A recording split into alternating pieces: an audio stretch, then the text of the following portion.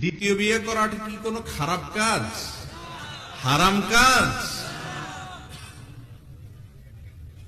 বউ একটা আছে, এরপরে আকাম করতেছেন ফেসবুকে ইটিস পিটিশন্য মেয়েদের সাথে, এটারে খারাপ মনে করতেছেন না, কিন্তু আরেকজন দ্বিতীয় বিয়ে করছে, এটা কি মনে করতেছেন?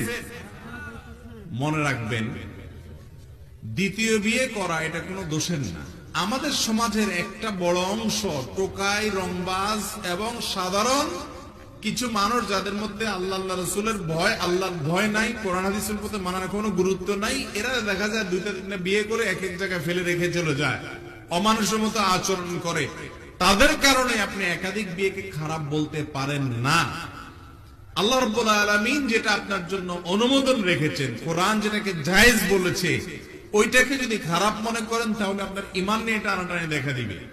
কোন বোন, কোন মেয়ে, অনেক মহিলারা এরকম আছেন বলেন ইসলামের সব মানে, কিন্তু যেহেতু দ্বিতীয় বিয়ে জায়েজ হলে তার স্বামী আবার দ্বিতীয় বিয়ে করতে পারে, এই জন্য তিনি দ্বিতীয় বিয়েকে অপছন্দ করেন।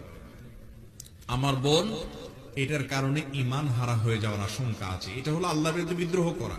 আল্লাহ বলেছেন, ফানকাহু মা তাবা লাকুম মিনান নিসাই মাসনা ওয়া থুলাস ওয়া রুবা, তোমরা পুরুষরা মেয়েদেরকে বিয়ে করো 2, 3 বা 4।